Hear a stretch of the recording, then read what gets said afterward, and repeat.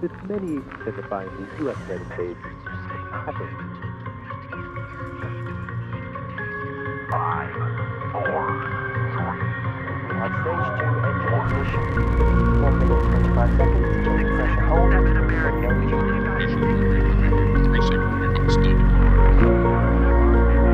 Nine, we have Harry Reynolds 236 291 4229.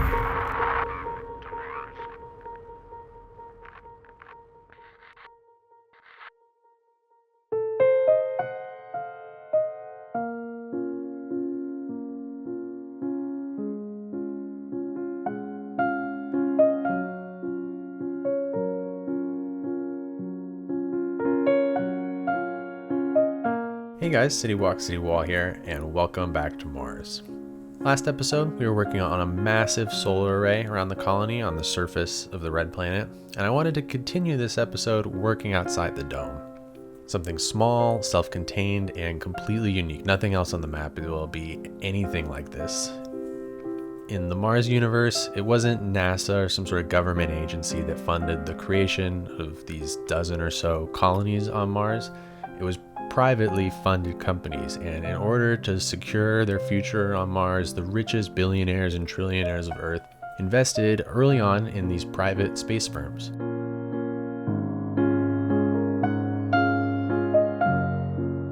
Because private companies now govern the planet and don't have to answer to a public board, these men that invested in these companies knew that their money could buy influence, not only to shape Mars tax laws, for example, but also by granting them complete freedom to do whatever they wanted on this, alien world.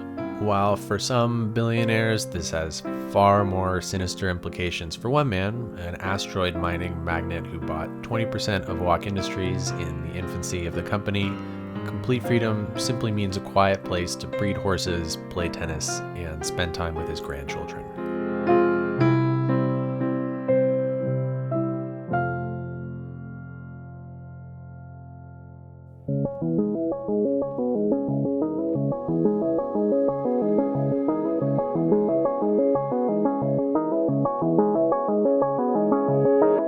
Disconnected from the tunnel, hyperloop, and conveyor network systems that connect nearly every other colony and outpost on Mars, on the outskirts of Harmony Station sits a pair of very small glass domes. Inside one is a hedge maze, a pool, and the iconic James C. Flood mansion brought brick by brick from San Francisco to Mars, and in the other is a tennis court, a pond, and a horse breeding facility. The small size of these two domes means that the glass can support itself without the need for a geodesic metal support structure, giving the mansion and its gardens a near 180-degree unobstructed view of the Martian sky.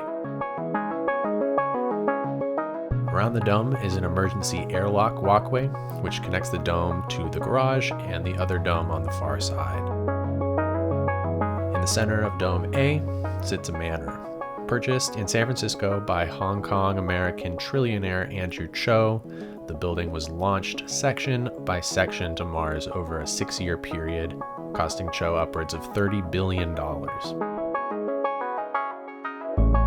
Andrew, who earned his fortune by being the first to market in the asteroid mining business, grew up in San Francisco and knew the mansion his entire life. After decades of internal conflicts and corruption had returned the United States to a developing nation status, the mansion had fallen into disrepair, and Cho bought the iconic building in the 2050s, immediately angering locals by disassembling it, removing it, and leaving only an empty lot. It was reassembled and restored on Mars, and Cho, who was an early investor in Walk Industries, has resided in the manor on Mars for the better part of 4 decades. Now, in his early 90s, Cho suffers from the early stages of dementia, but his fondness for the mansion and its history has never been stronger. Cho's family has recently installed a passenger-side brake pedal in his iconic 1966 Buick Wildcat convertible, so that the family patriarch can still do laps around his circular driveway, even in his deteriorating health. 2 such cars were brought by Cho to Mars, but one was eventually donated to Empire Street, where it's currently on display. Defining feature of the Manor's gardens is the hedge maze.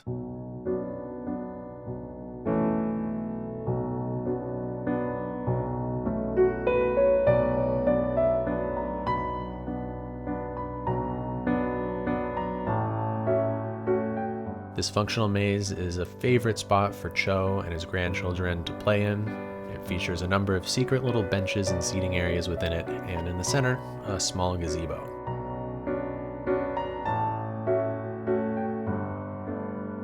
This hedge maze I personally had an absolute blast making.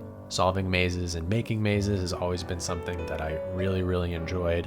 I used to draw mazes in class if I finished tests early, and where I grew up there was like a yearly hay bale maze that I would go to each Halloween, and a circular labyrinth at a local cathedral that I enjoyed walking through. So getting to make a maze in Cities Skylines was really a joy for me.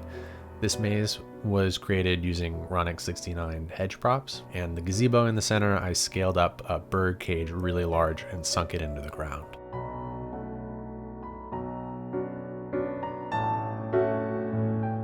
Behind the mansion is a large rectangular swimming pool and a hot tub where Andrew's family spends at least a few hours a day. Right now you can see Andrew's teenage grandson in the pool and his mother reading a book on a lounge chair nearby. In the mornings, Mr. Cho's adult son does laps in the pool, and every now and then Andrew himself will take a dip. The pool is heated by overflowing water from the hot tub and maintains a very comfortable 80 degrees year-round. This pool was created by lowering the terrain a bit, placing an extra landscaping's tool water generator, and then covering up the edges using retaining walls and ploppable pavement with some decals on top.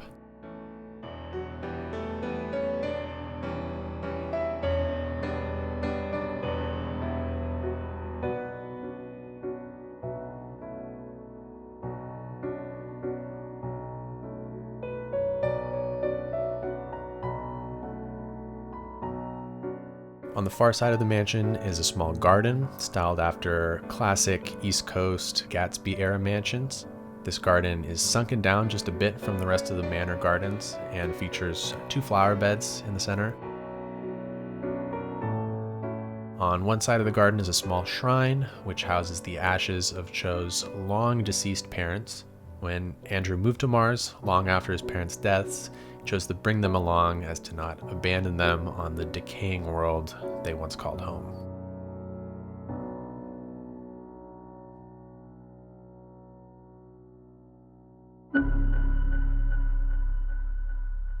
Opposite Dome A, where the mansion sits, is Dome B, an equally sized recreational dome.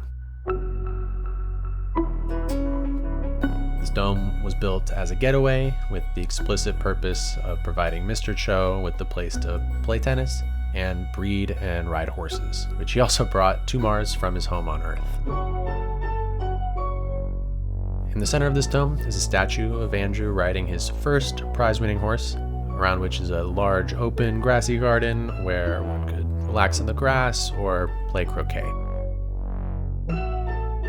Beyond the statue is the tennis court, which even in his old age was regularly used by Andrew.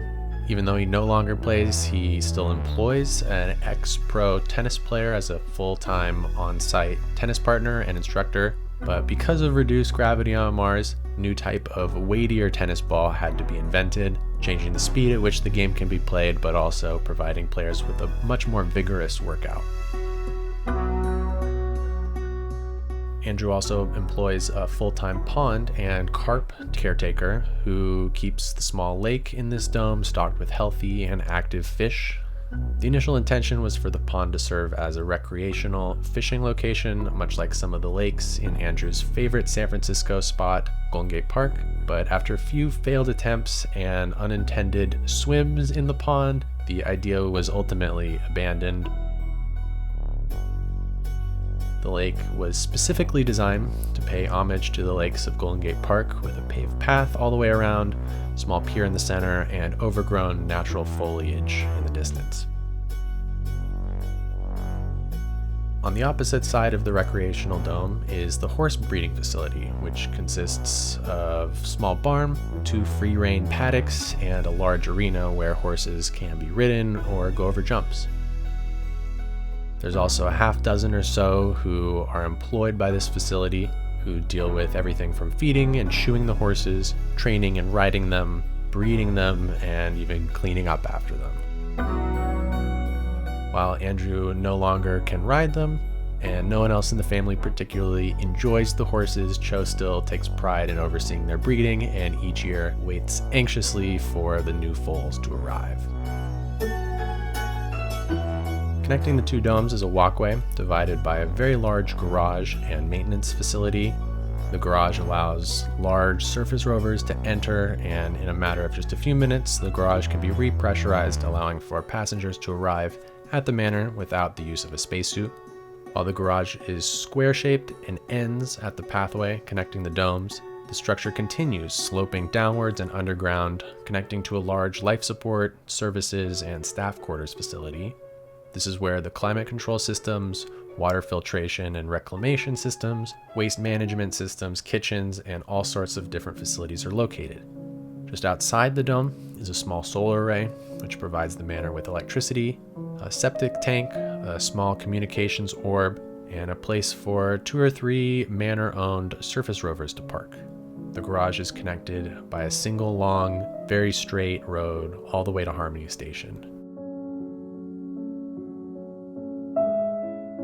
So I have a little bad news about Mars. In the last week or so, I started encountering a save game breaking issue, and it took me days to figure out what the problem was because it's undocumented so far. I couldn't find anything else that was even similar. The one thing I did find similar was an issue relating to building anarchy and 81 tiles. I don't use building anarchy, so it was pretty confusing.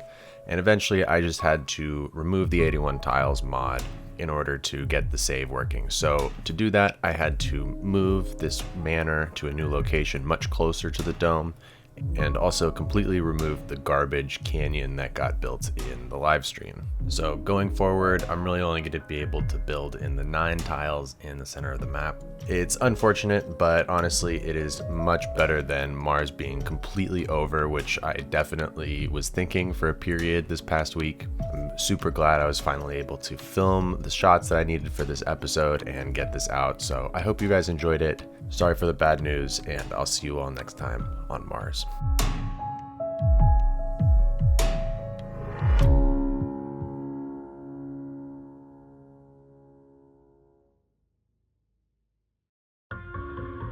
Cities Skylines Mars is a video series that follows the story of a fictional Mars colony.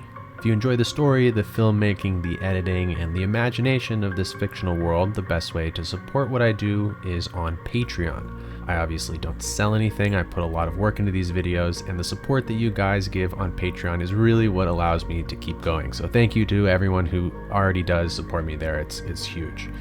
If you enjoyed the actual Cities Skylines work that's done in this series, rather than supporting me, consider supporting some of the amazing modders that make this possible.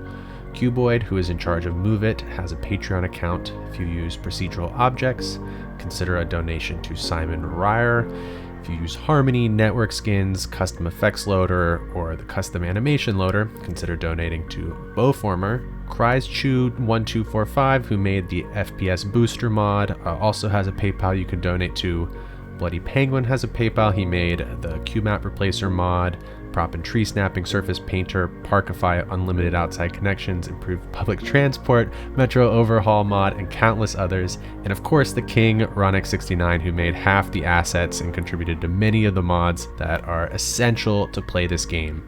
Sometimes mods can be annoying, like in this episode, they can really cause some major headaches, but at the same time, I would never in a million years be able to make these videos without the work of these modders, so definitely consider supporting them if you can. I hope you're all staying safe, and I'll see you all next time on Mars.